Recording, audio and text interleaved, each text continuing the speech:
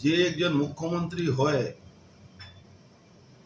তিনি বলছেন অন্য রাজ্যের লোকরা এসে এখানে ব্যবসা করবে, এটা করতে দেওয়া যাবে না।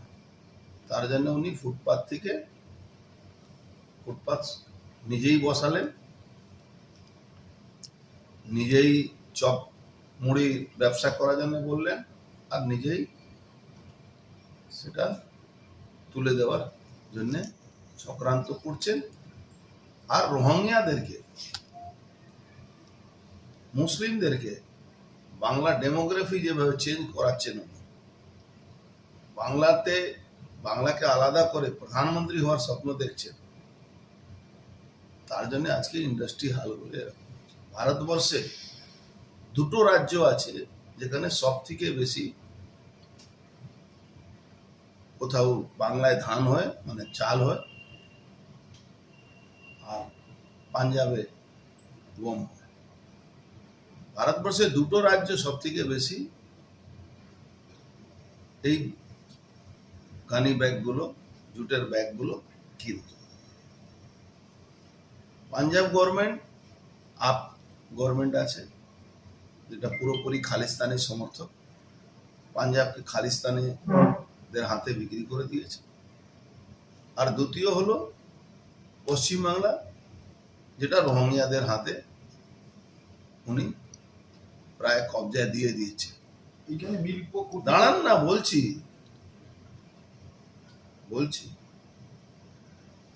এবার কিছুদিন আগে আমি এরা নানা রকম অজুহাত দেখিয়েছিল কি কোনো অর্ডার পাওয়া যাচ্ছে। আমি টেক্সটাইল মিনিস্টার সঙ্গে দেখা করে পাঞ্জাব গভর্নমেন্টকে প্রেসার দিয়ে 1.5 লাখ বেল অর্ডার করালাম। পাঞ্জাব গভর্নমেন্টের মন্ত্রী বলছে 250 টাকা করে পার বেল আমাকে দিতে হবে। পশ্চিমবাংলা সরকার আর পাঞ্জাব সরকার সেকেন্ড হ্যান্ড ব্যাগ কিনছে। কিছু অসাধু বিজনেসম্যান আছে, যারা কিছু লোক আইজিএম এর সঙ্গে যুক্ত আছে, যারা অসাধুভাবে সেকেন্ড হ্যান্ড ব্যাগ মার্কেট থেকে তুলে তাকে আবার প্যাক করে বিক্রি করছে। আজকে তার জন্যে পুরো জুট মিলের মধ্যে শুধু কন্ট্রাক্টরই চলবে, কন্ট্রাক্টর রাজ চালাবে, পার্মানেন্ট স্পেশাল যে ওয়ার্কার আছে তাকে সরিয়ে দেওয়া যাবে, তার জন্য চক্রান্ত শুরু হয়েছে।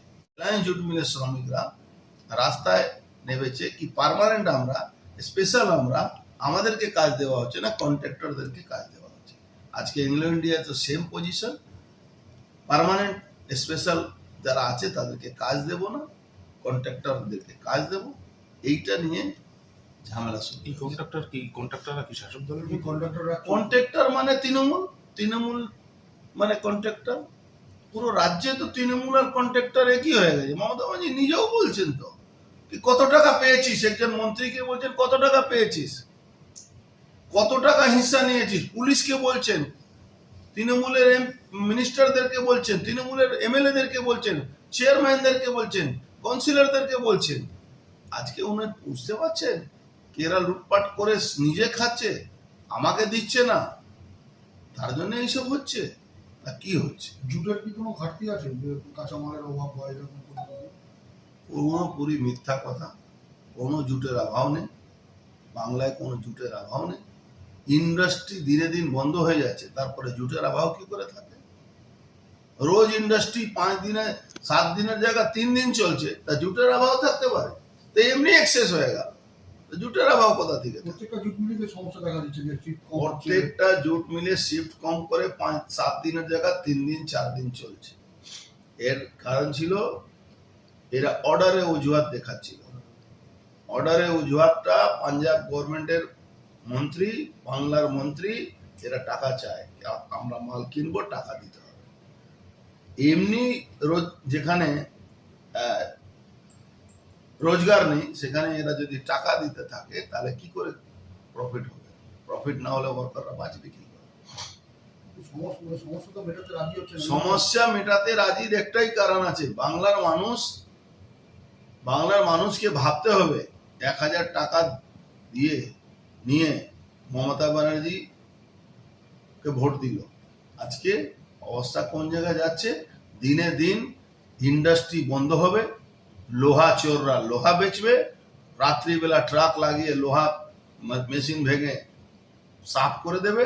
আপনি যান এই এলাকার মধ্যে যেখানে কারখানা বন্ধ হচ্ছে সব জায়গায় রাত্রিবেলা না দিনবেলা ট্রাক লাগিয়ে পুলিশের হাত মিলিয়ে ওখানকার কাউন্সিলর, ওখানকার চেয়ারম্যান, এমএলএ মিলে সব ট্রাক করে লোহার চুরি করে নিয়ে বিক্রি করে দিয়েছে। বাংলায় শ্মশান করে দেওয়ার চেষ্টা হচ্ছে। মুকুলা গুরুতর অসুস্থ, হাসপাতালে ভর্তি তাকে দেখতে এখনো পর্যন্ত কেউ গেল না তৃণমূলে। নামভাবে দেখা যাচ্ছে না কোনো রাজনৈতিক। Apple hospital.